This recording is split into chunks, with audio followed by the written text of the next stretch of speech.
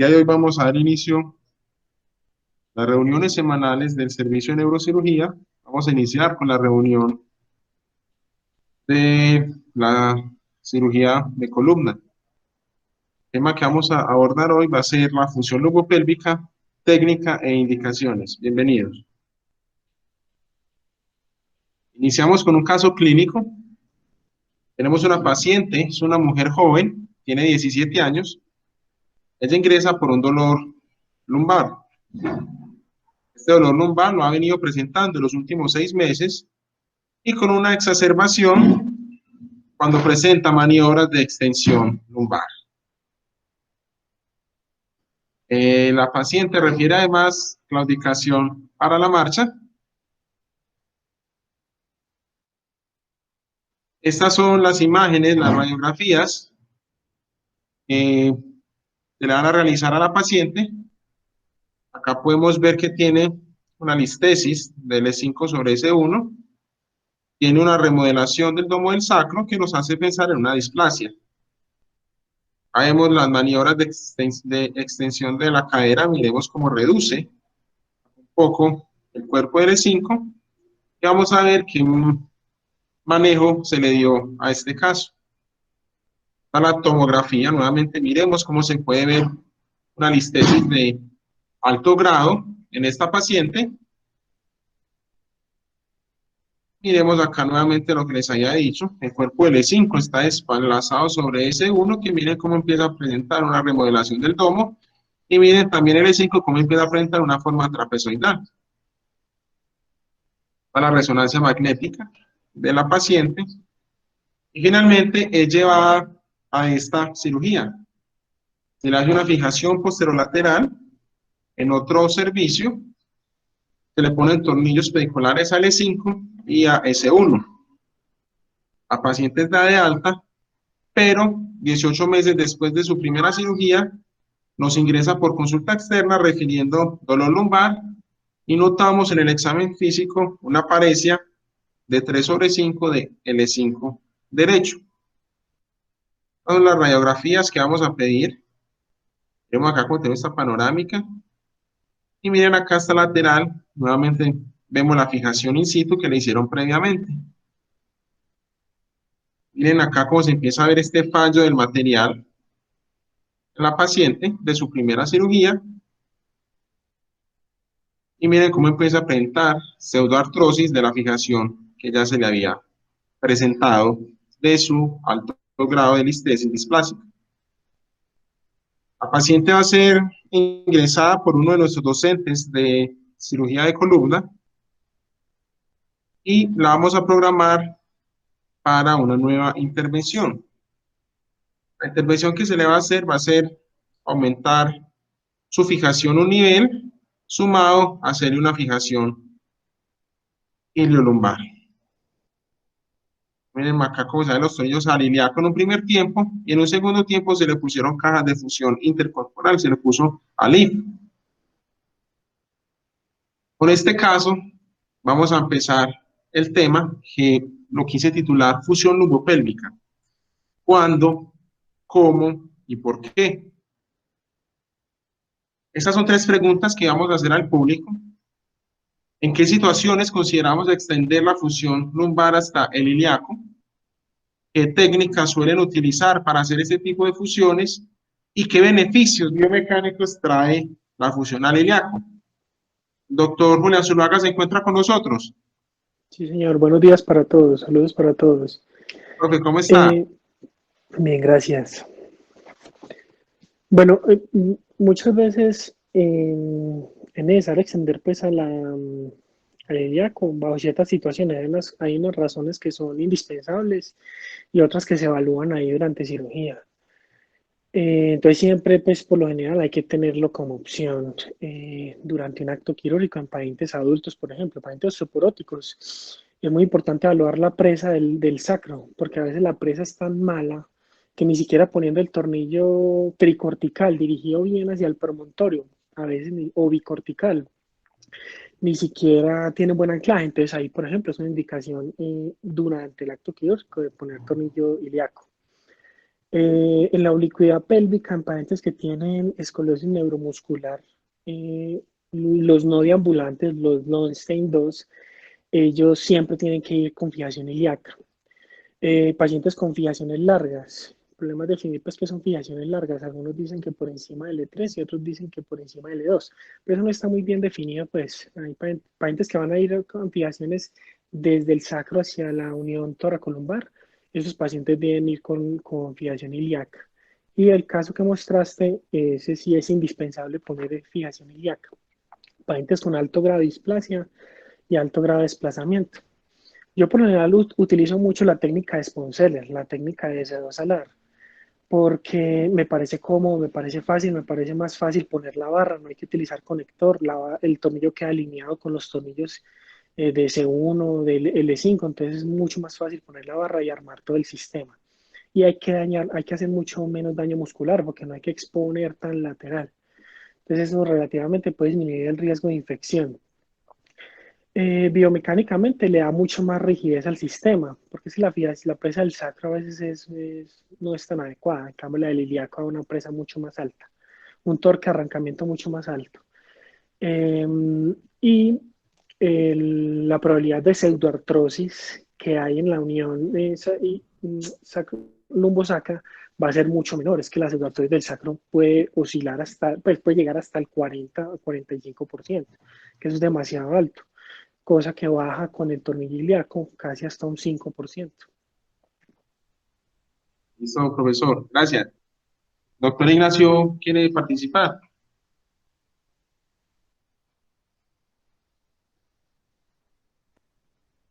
Como dijo Julián muy claramente, yo creo que las indicaciones de fusión ilíaca son básicamente espondilolistesis de alto grado, pacientes osteoporóticos, fusiones largas, cuando hay una destrucción del sacro, por ejemplo, por un tumor y hay que hacer sacrectomía.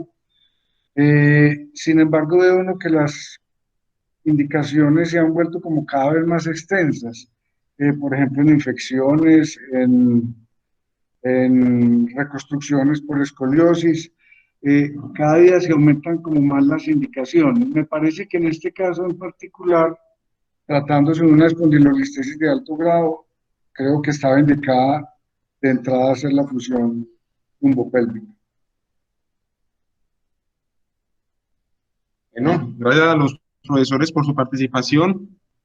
Vamos a dar inicio al desarrollo del tema. Empezando con las generalidades, cuando hablamos de la unión lumbopélvica, estamos hablando de que es el segmento, uno de los segmentos más móviles en el plano sagital de toda la columna, y va a ser importante porque nos va a permitir hacer una distribución de la carga axial hacia las extremidades inferiores. Miremos acá como la función lumbopélvica, miremos como las vértebras lumbares son las vértebras más grandes del cuerpo, empiezan a tener una forma un poco cuadrada,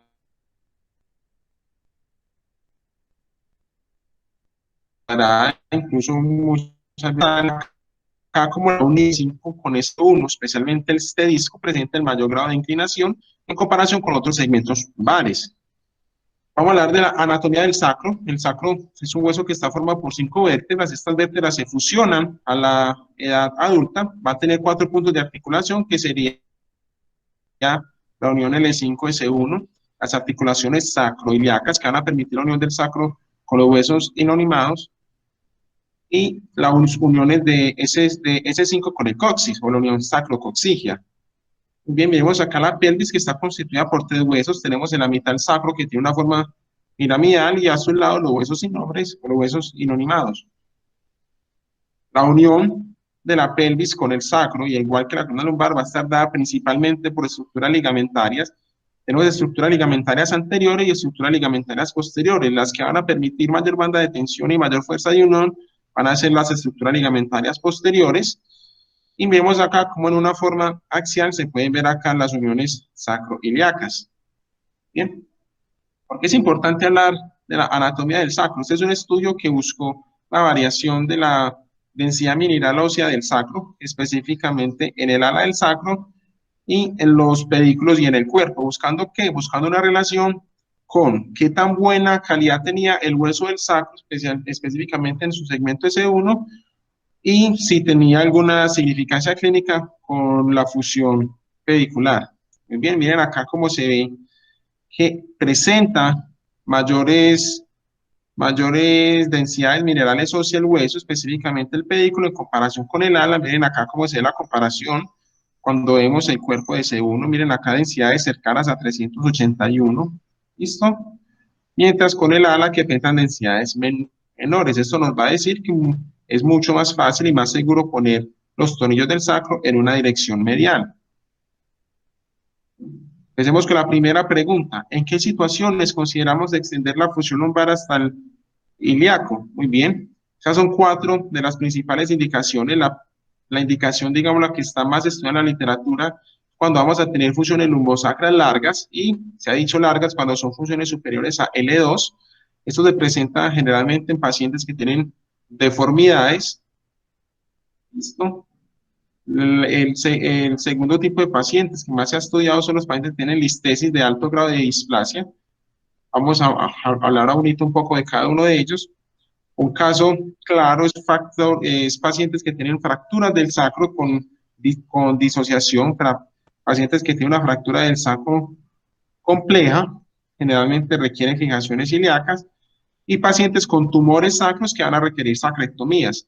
Durante la charla de hoy nos vamos a referir más que todo a los pacientes que tienen enfermedades degenerativas, y vamos a dejar a un lado las posiciones, digamos, un poco más obvias para hacer fusiones al ilíaco, como son las fracturas del sacro y los pacientes con sacrectomías.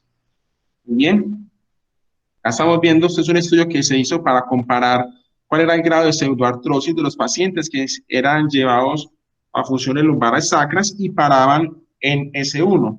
¿Qué se encontró? Muy bien, los pacientes que se hacen fusiones superiores a L2 y van a parar en S1 van a tener un alto grado de pseudoartrosis, con lo cual se dice que los tornillos alilíacos tienen como función proteger los tornillos de S1.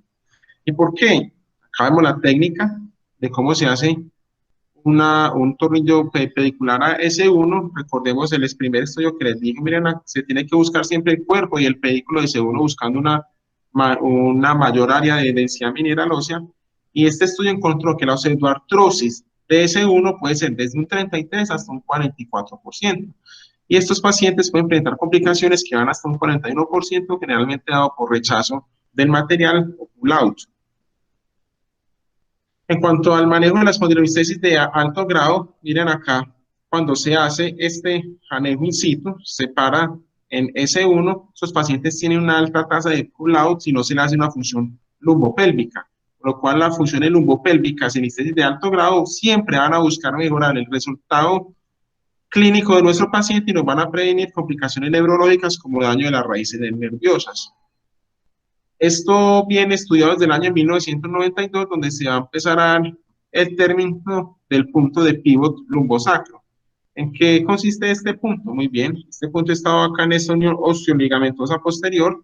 Nos dice que cuando el paciente es un mecanismo de flexión, todo lo que esté anterior a este punto se va a acercar y todo lo que esté posterior a este punto se va a alejar. Tenemos este caso, es un paciente que se le hizo una fusión, pararon en S1, aquí donde estaría el puntero estaría marcado el punto de pivot lumbosacro. El paciente, al hacer maniobras de flexión, la carga sobre el material puede aumentar hasta 100 newtons, por lo cual todo el material que esté anterior al punto de pivot lumbosacro se va a acercar, y todo el que esté posterior a él va a tener altas tasas de pull-out, se va a ir alejando. ¿Qué nos va a decir? Muy bien. Por regla general, entre más anterior sea el tornillo respecto al punto de pivot lumbosacro, más estabilidad va a tener este mecanismo de fusión.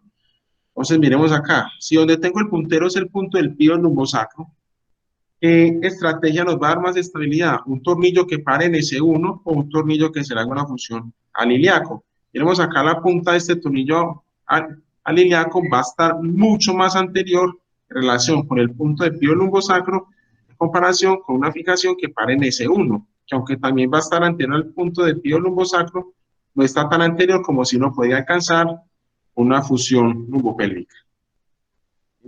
¿Qué técnicas se pueden utilizar para hacer la fusión al ilíaco? Son muchas, estas son las 4 más famosas. Las barras de Harrington ya no se usan.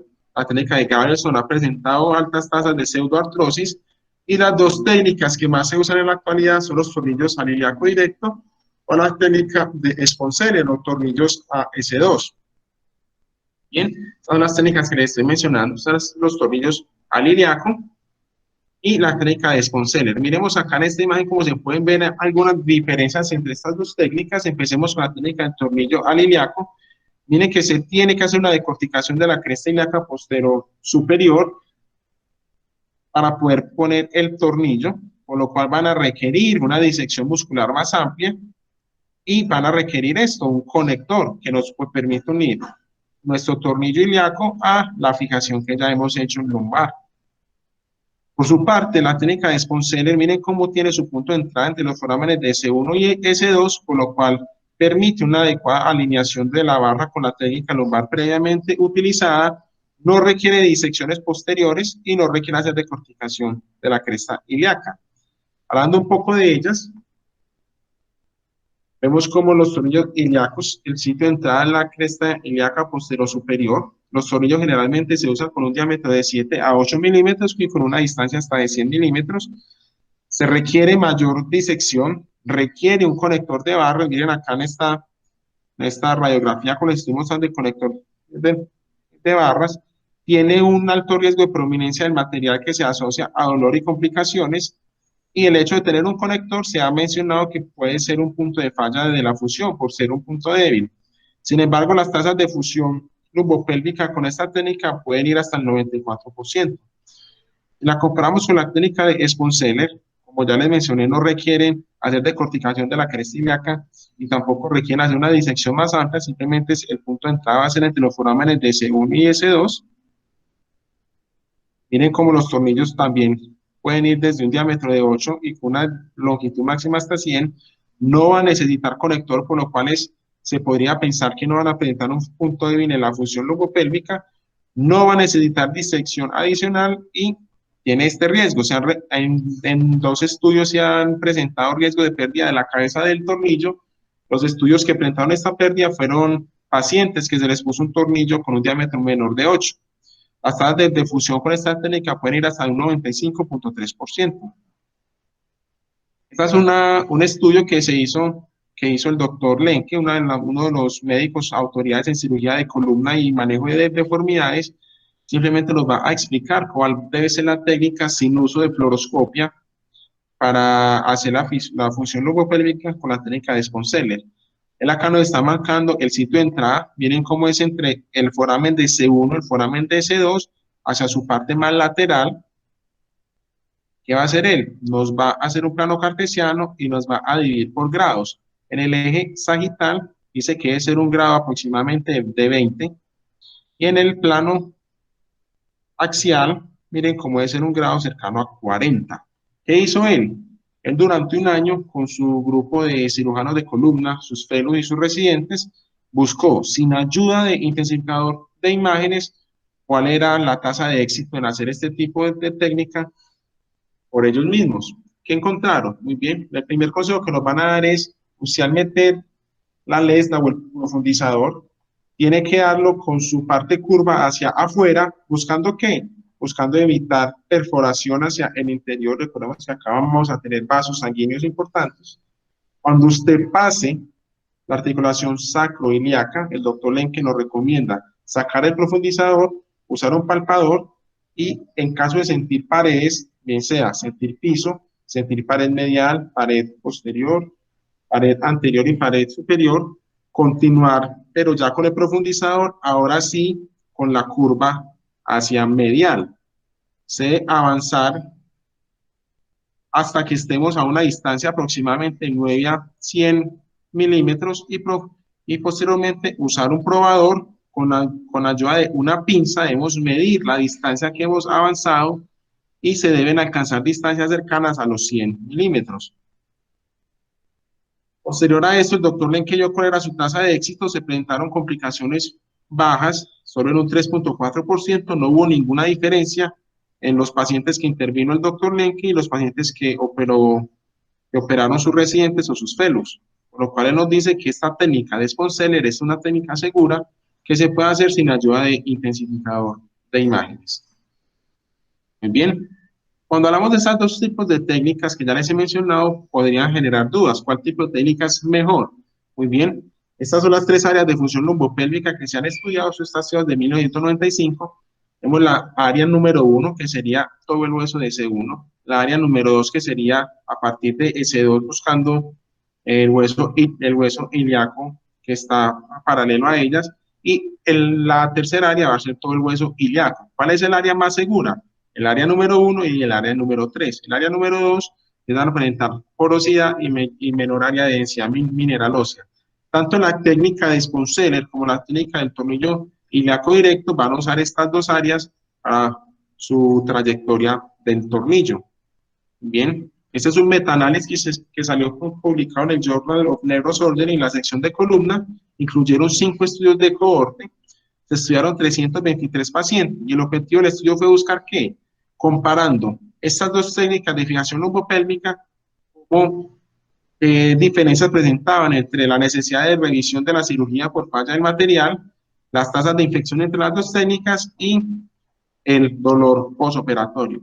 ¿Qué encontraron? Miren acá, la técnica del tornillo ilíaco directo presentó mayores tasas de revisión de cirugía por falla, mayores tasas de infección. Eso se explicaba porque al usted tener que decorticar la cresta ilíaca posterior superior, tiene que hacer una disección más lateral, lo cual tiene que manipular más los tejidos y presentaron mayores tasas de dolor. Este dolor está dado principalmente por la exposición y la cercanía del material a los tejidos blandos. Entonces, si miremos esta imagen, estoy mostrando acá la técnica de Sponseller o de tornillo de C2 alar. Miren acá que el tornillo tiene que atravesar la articulación sacroiliaca. Entonces nos podría generar la siguiente pregunta.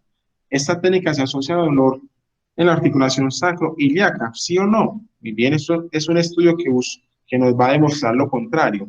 Este estudio cogió 3 grupos de pacientes, los dividió según cuál era el último segmento en el cual iba a parar la fijación. 11 pacientes pararon en L5, 11 pacientes pararon en S1 y 11 pacientes pararon con una función lumbopélvica. ¿Y qué compararon? ¿Cuál era la frecuencia o la prevalencia de presentación de dolor sacroiliaco en ese grupo? Miren que los pacientes que pararon en S2 alar presentaron menores tasas de dolor sacroiliaco en comparación con estos dos pacientes, por lo cual se dice que la técnica de Sponseller no aumenta el riesgo de presentar dolor sacroiliaco, así el tornillo nos vaya a atravesar la articulación.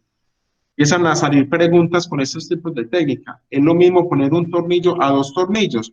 Bien, este es un estudio que incluyó 72 pacientes con 3 cirujanos expertos de columna en la Universidad de California. ¿Qué decidieron ellos? Muy bien, es lo mismo fijar bilateralmente, poner un tornillo a cada lado, o también se podría hacer una fusión de un solo lado. La idea o la decisión de poner 1 o 2 tornillos variaba según cada cirujano. Miren acá, no se encontró ninguna diferencia entre poner 2 tornillos, o sea, hacer una fusión bilateral o hacer una fusión unilateral.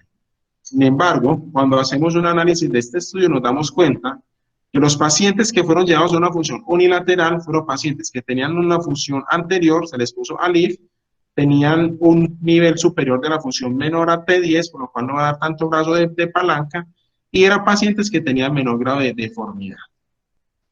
Bien, por su parte, la tercera y la última pregunta es los beneficios biomecánicos que trae este tipo de fusiones. Bien, recordemos acá el punto de pivot lumbosacro. Cuando un paciente hace este tipo de flexión, este punto de pivot lumbosacro puede soportar presiones de hasta de 100 newtons.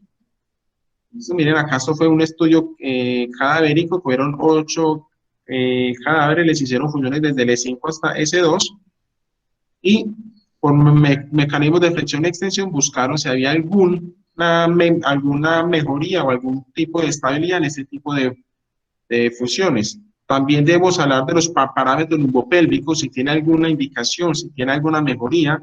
Los parámetros lumbopélvicos cuando se hacen este tipo de fusiones, este es el estudio que les había mostrado anteriormente. Vemos acá cómo los van a medir los parámetros lumbopélvicos en los pacientes, bien sean los que pararon en L5, los que pararon en S1, los que hicieron un tope final en S2 alar. ¿Qué se encontró? Bien, aunque no hubo una diferencia estadísticamente significativas en los parámetros lumbopélvicos en estos 3 grupos de pacientes, sí se vio una mejoría en la lordosis lumbar en los pacientes que se permitió hacer una función lumbopélvica. Bien, como conclusión de esta charla yo les puedo decir que la función lumbopélvica ayuda a ganar estabilidad en las funciones lumbares largas. Generalmente no deberíamos parar en S1 cuando hacemos funciones mayores o más arriba de L2. Tenemos que conocer los 2 tipos de técnicas. Está la técnica de una función lumbopélvica con tornillo ilíaco directo. Recordemos que como hay que hacer una disección más lateral, se asocia a mayores tasas de complicaciones y mayores tasas de dolor postoperatorio. Conozcamos la técnica de Sponselen, es una técnica sencilla. Miremos que el doctor Lenke nos muestra en su estudio que se pueden hacer sin ayuda de intensificador, que no es necesario irradiar tanto al personal quirúrgico, tiene menores tasas de complicaciones. Sin embargo, recordemos que hay estudios y casos reportados de fracturas de la cabeza del tornillo. Estos 2 estudios, generalmente las fracturas se tentaron en niños y cuando usaron tornillos con un diámetro menor de 8 milímetros. Repasemos el caso en cuestión. Esta es una paciente de 17 años. Esta paciente ingresó por un dolor lumbar con irradiación a extremidades inferiores y en su placa se presentaba un alto grado de displasia y un alto grado de listesis. No sé si alguien quiere participar con el tipo de cirugía inicial que se le dio a la paciente. Recordemos que fue una función in situ en el E5 y S1 y posteriormente mejoró con 2 tiempos quirúrgicos. En el primer tiempo se le hizo una función lumbopélvica, en el segundo tiempo se le pusieron cajas intercorporales.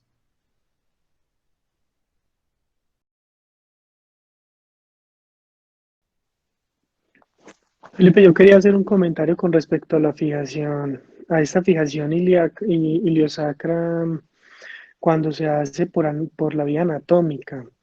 Es mucho mejor para disminuir el riesgo de falla del material, poner tornillo ilíaco cerrado y conector cerrado, que con los conectores abiertos, porque la probabilidad de que haya aflojamiento de la tuerca es mucho más alta, porque el torque que tiene que tolerar la tuerca es muy alto. O sea, toda la carga del sistema está en el conector y en las tuercas. Entonces se sueltan mucho mejor que cuando es cerrado. Explicarle a los residentes que es tornillo cerrado y tornillo abierto. El cerrado, o sea, vos pones el conector, el conector es como, hacerte de cuenta, como un cuadrado con un orificio en la mitad, ¿sí? Orificio en la mitad y un orificio arriba. Entonces, vos metes el conector a través de ese orificio y por encima le pones una tuerca pequeña para poder comprimir el conector contra el tornillo cerrado. El abierto es como los lumbares que normalmente ponemos, es la cabeza completamente abierta y poliaxial. El tornillo ilíaco cerrado puede venir monoaxial o poliaxial, sí, pueden venir cualquiera de los dos, sino que el poliaxial no, son muy pocos las casas que lo tienen. Normalmente está el cerrado monoaxial. Lo que pasa es que por eso mostrarlo es más fácil con una foto que viendo el tornillo, eso así explicado con palabras es muy difícil. ¿Alguien quiere pensar? Yo quiero hacer una pregunta. Aquí tengo la oportunidad de contar con nuestro fellow de columna, el doctor Esteban Quiseno. Le quisiera preguntar a él, ¿cuándo indica usar doble barra o doble tornillo en cada lado?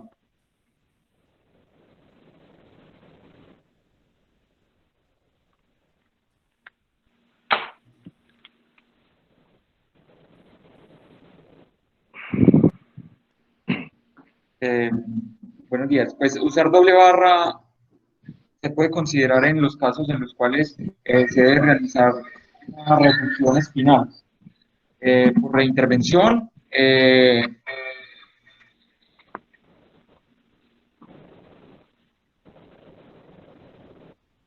Por reintervención o porque hay que realizar una refusión. La doble fijación también en mi concepto se debe realizar es en los casos en los cuales hay que realizar una refusión espinal o una reintervención. Con respecto al uso de la fusión lumbopélvica en los pacientes con espondilolistesis de alto grado, quisiera de pronto preguntarle a los profesores si consideran que siempre se debe hacer una fusión lumbopélvica, porque cuando uno revisa la literatura y tenemos los grados de espondilolistesis grado 3 y grado 4, realmente la literatura lo que recomienda es una fusión desde el E4, incluyendo el E4, el E5 y S1, y lo ideal sería utilizar cajas intercorporales a nivel del E5 S1, lo cual disminuiría el riesgo de pseudoartrosis. Entonces, muchos autores, inicialmente, en los pacientes con listesis de alto grado, sí indican o sugieren que siempre se debe realizar una fusión hasta el E4, pero no siempre realizar una fusión lumbopélvica. La fusión lumbopélvica se reserva para las espondiloptosis o para los pacientes que tienen listesis de alto grado que inicialmente falla la fusión inicial, o cuando se realiza una fusión no anatómica, es decir, cuando no hay una reducción adecuada de la listesis del E5 y se realiza una fusión L4, L5S1, entonces no hay una reducción anatómica y se recomienda la fusión ilíaca. Pero creo que según lo que hay en la literatura, no se debería recomendar siempre para la fusión, para las listesis de alto grado, las fijaciones lumbopélvicas. No sé qué piensan los profesores. Esteban, yo voy a hacer un comentario. Una de las, pienso que de las grandes bondades de la instrumentación es la estabilidad angular en el plano sagital, así como lo comentó Felipe en la explicación biomecánica, estrictamente relacionado con el momento instantáneo de rotación de la unión lumbosacra, o sea, el punto pivote donde rota la unión lumbosacra. Entonces, yo pienso que eso es un tema que todavía no está agotado. Inclusive intentamos revisarlo y no hay como una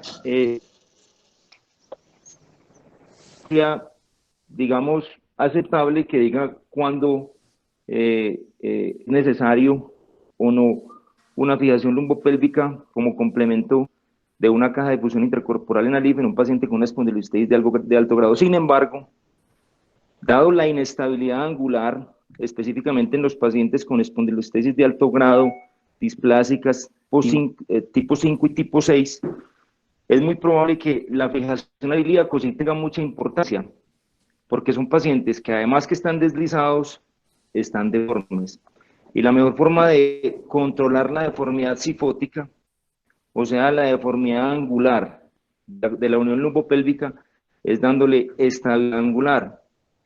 La mejor estabilidad angular en la unión lumbopélvica lo da un tornillo muy bien puesto en el ilíaco.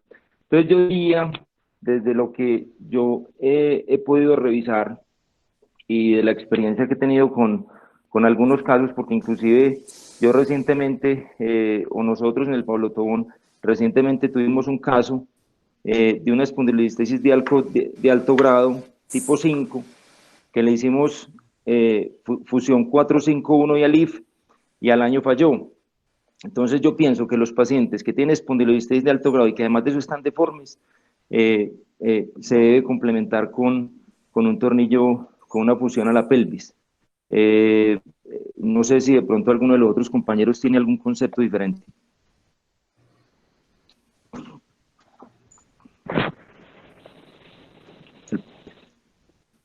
El profesor Rivera, Julián, ¿qué piensan?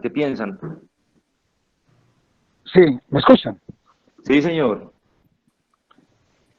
Sí, interesante la presentación. Felicitaciones a todos por los conceptos y las enseñanzas. Yo quisiera comentar algo con respecto pues a este último tópico que toma Gustavo, y también la instrumentación del tornillo sacro. La instrumentación pélvica, digamos, tiene como su principio filosófico probablemente la protección del tornillo del sacro o la inclusión del ilíaco cuando la estabilidad de la unión sacropélvica pues está comprometida, bien sea por fractura, tumor, necesidades de resecciones de sacro, etc. Este tornillo del sacro que mostraba Felipe mencionaba que la mejor posición de ese tornillo era buscando el promontorio del sacro, y estoy completamente de acuerdo con eso.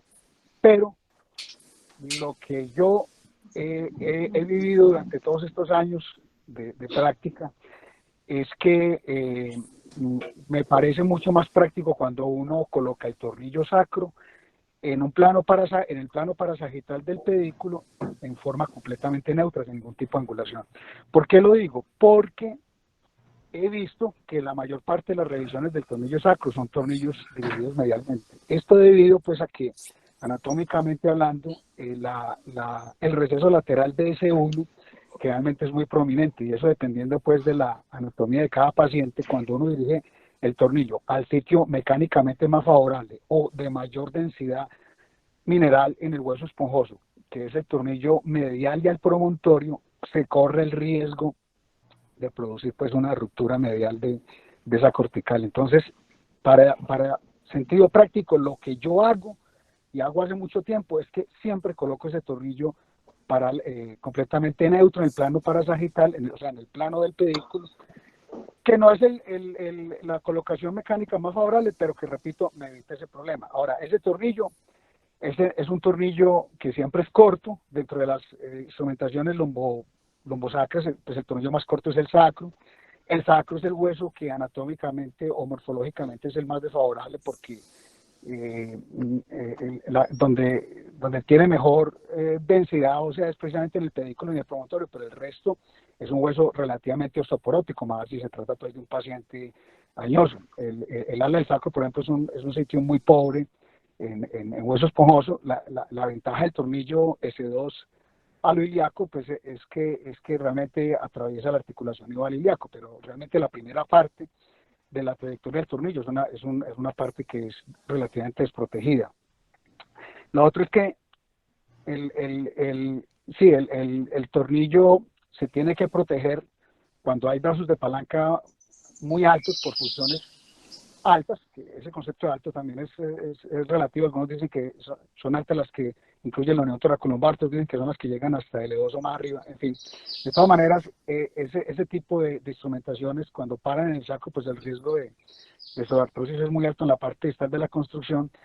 Y lo que dice Felipe, pues corrobora lo que ya se ha demostrado con estudios, y es que cuando se estabiliza por delante de ese pivot point, bien sea por una instrumentación anterior, en este caso una LIF, que es lo que se ha demostrado que es mecánicamente equiparable a un tornillo ilíaco, es lo que realmente protege la fusión de una pseudoartrosis. Ahora, en el tornillo de S2 aloiliaco, ese tornillo generalmente le queda uno más corto que el tornillo del ilíaco, pero eso también está mecánicamente demostrado, y es que un tornillo de 70 milímetros S2 alar ilíaco es equivalente a un tornillo ilíaco de gran diámetro, de más de 8 milímetros de diámetro, con una longitud de 90 o 100 milímetros en el ilíaco. O sea, esos dos tornillos son mecánicamente equiparables. Y finalmente, con lo que dice Gustavo, los tipos 5 y 6 desprendidos de la clasificación de la alineación sagital de Rousseau, el 6 sobre todo, pues el 6 porque es un paciente que está en imbalance sagital, el 5 es un paciente con corrección, con retroversión pélvica o sacro, con pendiente sacra muy pequeña, es el tipo 5. En esos dos casos el estrés mecánico es mucho mayor, porque, repito, ya el sacro de por sí, las fuerzas cizallantes, digamos, mecánicas normales en la unión lumbosacra, hacen que esa estructura esté en estrés por un momento inercial vectorial anterior o en flexión, que es permanente, y que obviamente se aumenta cuando hay inestabilidades, por ejemplo, como en el caso que mostró Felipe. Entonces, el tornillo sacroiliaco generalmente le queda uno más cortico, se puede colocar a mano alzada, como lo describía ahí en el artículo del doctor Lenke. Y es más corto, pero mecánicamente es equiparable a lo que obtiene uno con un tornillo ilíaco de una longitud mayor y pues de un diámetro alto, porque la estabilidad que da el tornillo ilíaco realmente depende de la longitud, depende de eso, y depende también del diámetro del tornillo. Yo quiero hacer una pregunta a los asistentes y es cuándo consideran poner dos tornillos en un mismo lado en un paciente con enfermedad degenerativa. En la literatura, digamos, lo que está más estudiado y está comprobado el beneficio de hacer una doble fijación ilíaca en los pacientes con cáncer se les hace una sacrectomía, pero en los pacientes con enfermedades degenerativas generalmente no hay una diferencia significativa en la mejoría y en el mayor grado de fusión cuando se les pone doble tornillo. No sé Yo qué piensan pienso, ustedes. Felipe, que en el caso de, digamos, de espondilolistesis, como el que presentaste, el doble tornillo realmente no trae mayores ventajas biomecánicas.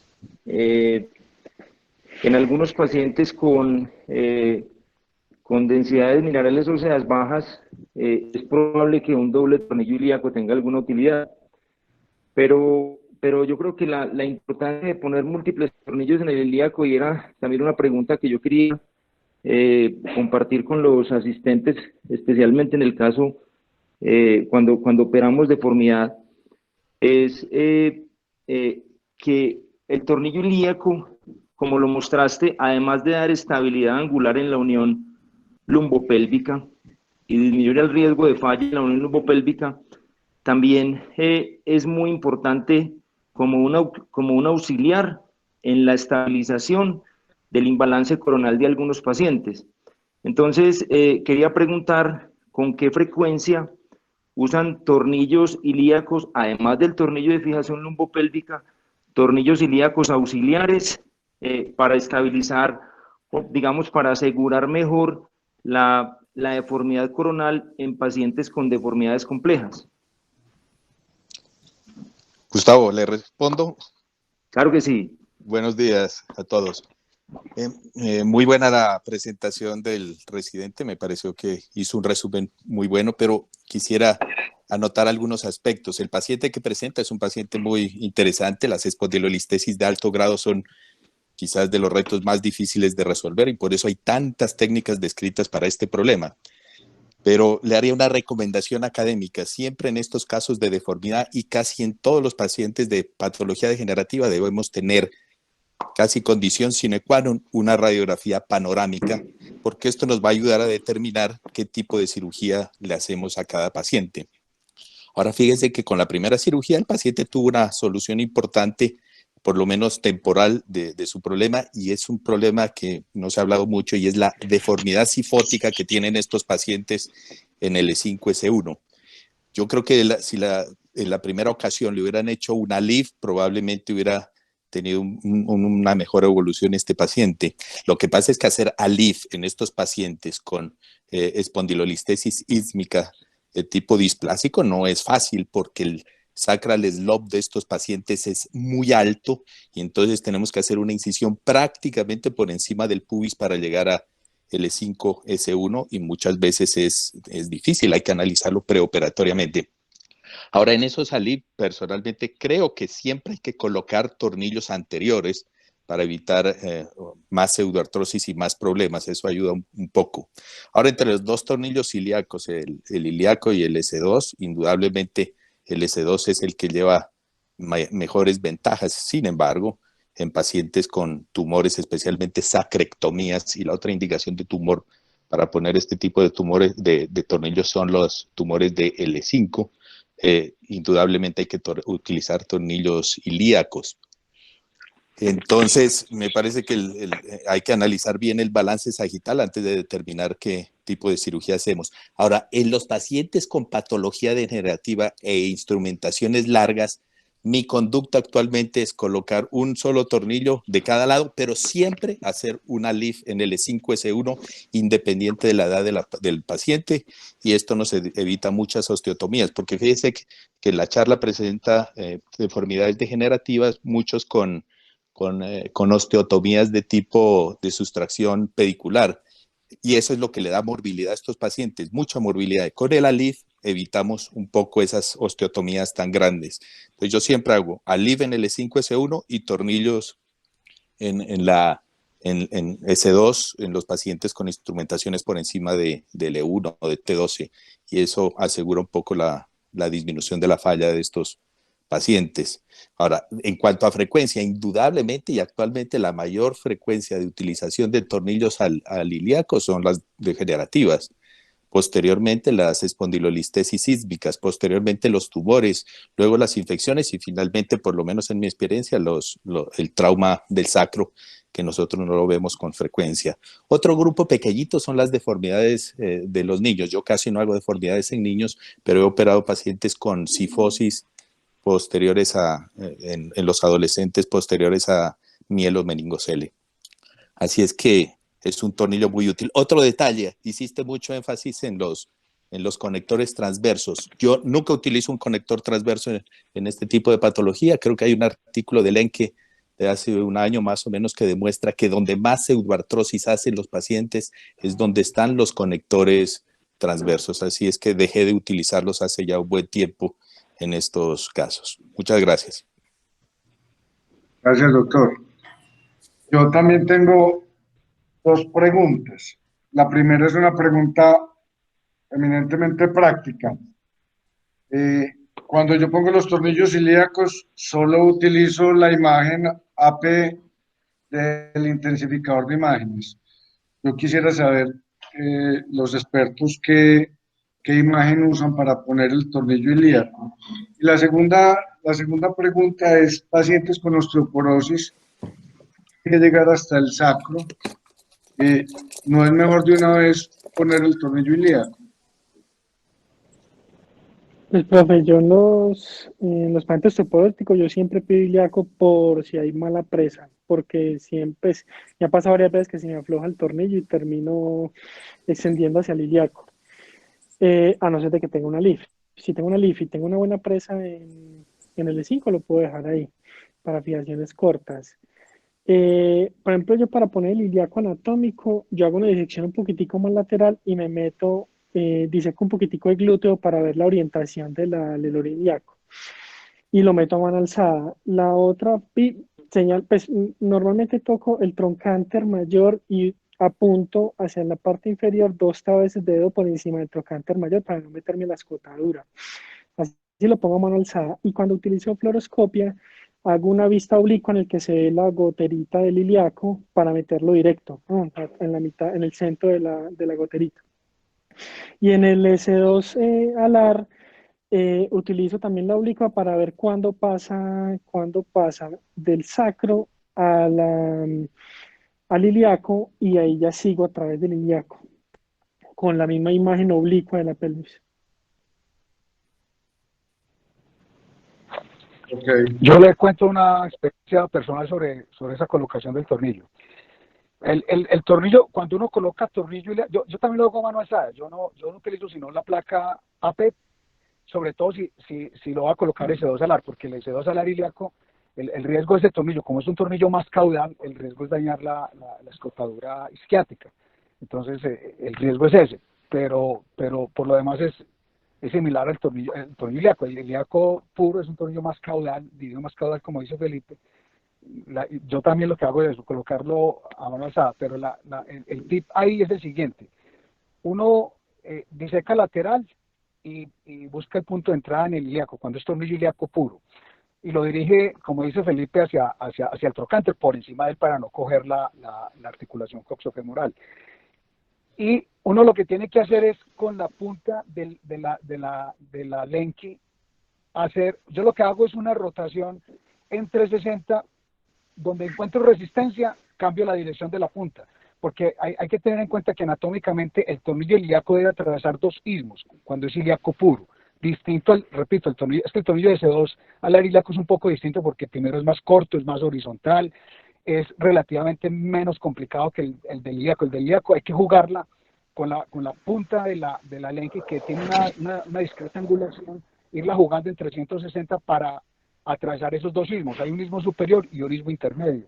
Entonces uno va palpando, donde uno encuentra resistencia no puede seguir porque atraviesa la cortical, y ese pues es un problema tanto de irritación como de pseudoartrosis, colocar el tornillo en posición mecánicamente desventajosa. Entonces yo lo que hago es eso, es rotar la punta del Lenke adentro y afuera, adentro y afuera, adentro y afuera, hasta lograr la mayor longitud posible en el ilíaco. El DS2 es un tornillo más caudal, es más horizontal, no es un tornillo caudalizado, porque si uno lo caudaliza se mete a la escotadura isquiática, que es, pues, es el problema de ese tornillo. Entonces, yo lo que diría es que con la sola placa P es suficiente. Uno hace la lateral simplemente para mirar que no haya mucha simetría entre la altura de uno, pero eso es más digamos, tranquilidad como con digamos, la estética de la imagen, más que con la parte práctica realmente de la seguridad de la colocación del tornillo. Ese es como el tip que yo utilizo allí. Hay un tema interesante y era lo que nombraba Julián,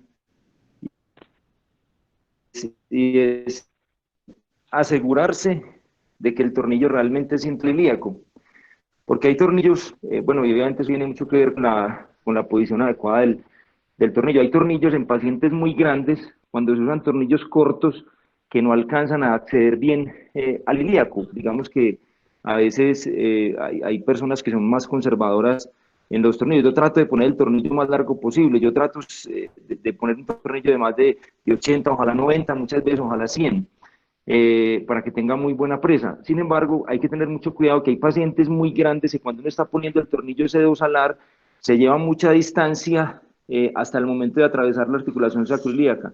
Y es muy importante que el tornillo realmente sí entre al ilíaco, porque cuando el tornillo no entra al ilíaco, queda posiblemente como un tornillo sacro, y esos son los pacientes que han con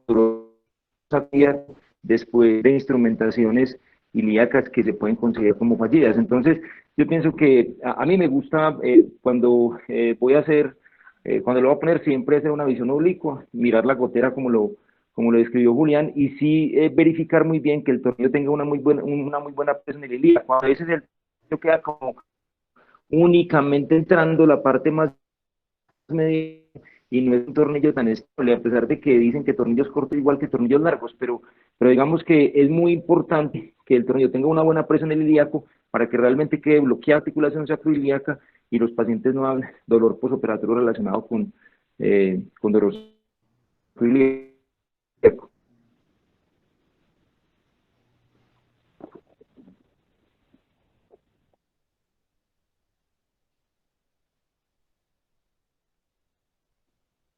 ¿Hay algún otro comentario?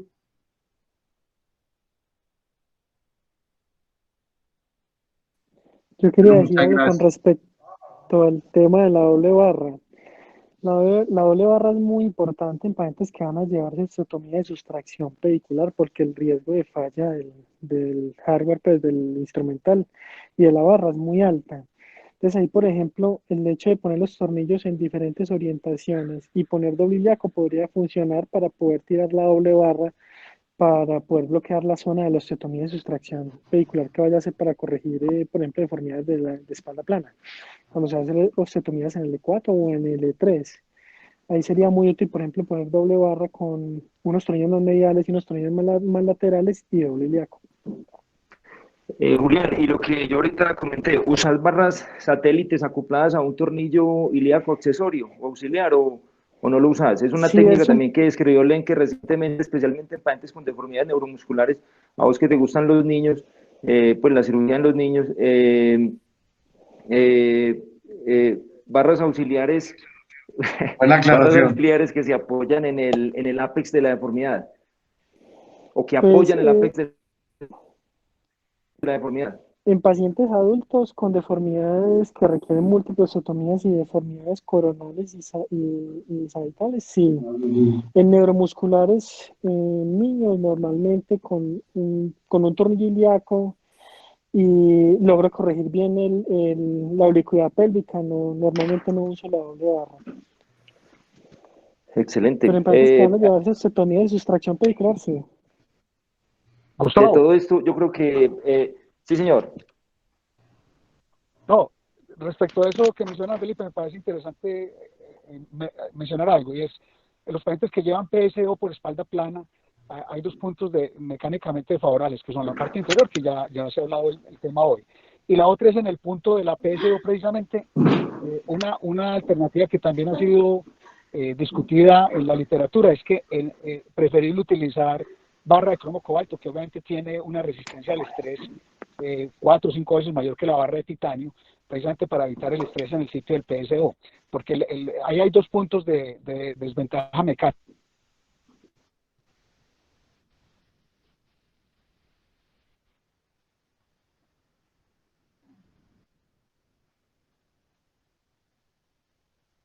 Carlos, se te fue el sonido, Carlos. Hola. Hola. ¿Se cortó? Sí, ya. Bueno, no, que decía que cuando hay espalda plana en adulto, que uno hace PSO, hay 2 sitios mecánicamente favorables. Uno es el anclaje distal, que ya se discutió en la charla, y el otro es el sitio exacto del PSO. Entonces, las barras tienden a romperse en ese sitio, tardíamente. Entonces, la recomendación es utilizar, en lugar de la barra de titanio, utilizar una barra de cromo cobalto, porque esa aleación, eso está demostrado mecánicamente también, da mayor estabilidad, mayor resistencia a la fatiga y el quiebre de la barra. Es 4 o 5 veces superior a la barra de titanio. Entonces, en esos casos de PSO, en deformidad del adulto, una recomendación podría ser, si se hace PSO, es que el PSO tiene más riesgo de ruptura de la barra en ese sitio, incluso que la vertebrectomía total, y eso se debe a la persistencia o a la conservación de los discos que uno hace cuando hace PSO. Entonces ahí una alternativa importante es utilizar la barra de cromo cobalto. Aclaración, PSO, osteotomía de sustracción pedicular. Correcto.